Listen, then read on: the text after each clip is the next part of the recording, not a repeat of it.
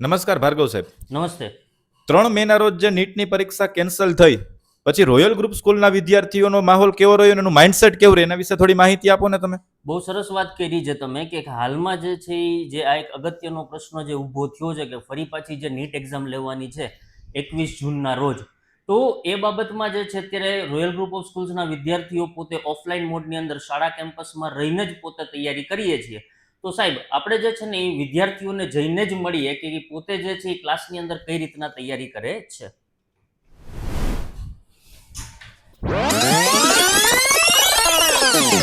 કેમ છો બાળકો?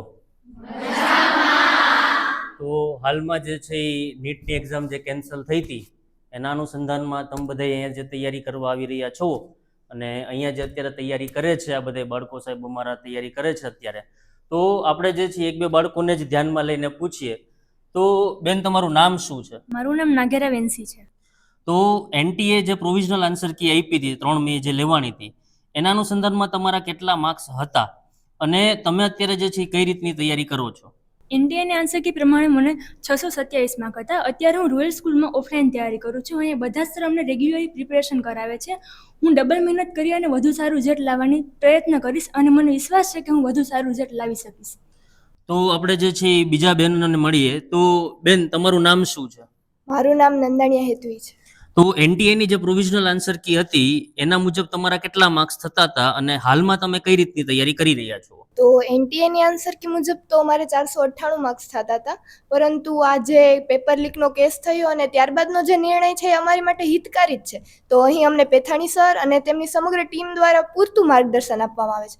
તો હવે હું મારી ડબલ મહેનત કરીશ અને વધારે માર્ક્સ લાવવાનો પ્રયત્ન કરીશ. અત્યારે તો મારો ઓપિનિયન એ જ છે કે જેડબલઈ અને નીટ માટે રોયલ બેસ્ટ છે. તો આ જે છે એ વાત હતી રોયલ ગર્લ્સ સ્કૂલની. તો ચાલો હવે આપણે આગળ વધીશું રોયલ બોયઝ સ્કૂલ તરફ. કેમ છો બાળકો?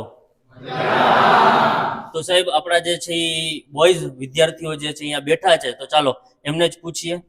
તો ભાઈ, આપનું નામ શું છે? મારું નામ ચાવડા ઉદય છે અને એનટીએ ની જે પ્રોવિઝનલ કી હતી એના તરફના માર્ક્સ કેટલા થયા હતા તમારા? અને 670 માર્ક્સ થતા હતા. તો હાલમાં તમે જે મહેનત કરો છો એ બાબતનું રિવ્યુ શું છે તમારો? હાલમાં અત્યારે જે એનટીએ નો નિર્ણય છે રી એક્ઝામિનેશનનો, એ બાળકો માટે અને અમારા માટે એક હિતાવહ નિર્ણય છે. તો અમને 1 મંથનો જે સમય મળ્યો છે એમાં રોયલ ગ્રુપના પેથાણી સર અને શિક્ષકનું માર્ગદર્શન હેઠળ અમને ક્યાંય ને ક્યાંય સારો જવાબ જે પહેલાં થયો હતો એના કરતાં પણ સારો જવાબ થશે એવી અમને અંદરથી એવી એક વિશ્વાસ છે અને અમે સારો જવાબ કરી આપશું. તો અહીંયા જે છે એ બીજા વિદ્યાર્થીને મળીએ. તો ભાઈ, આપનું નામ શું છે? મારું નામ માડમ હાર્દિક છે. તો એનટીએ ની પ્રોવિઝનલ કી મુજબ તમારા કેટલા માર્ક્સ થતા હતા પહેલા? મારે 550 આજુબાજુ માર્ક થાય એમ હતા. તો હાલમાં તમે અહીંયા જે છે અત્યારે મહેનત કરી રહ્યા છો એક્ઝામિનેશન માટેની, તો એના બાબતનો રિવ્યુ શું છે તમારો?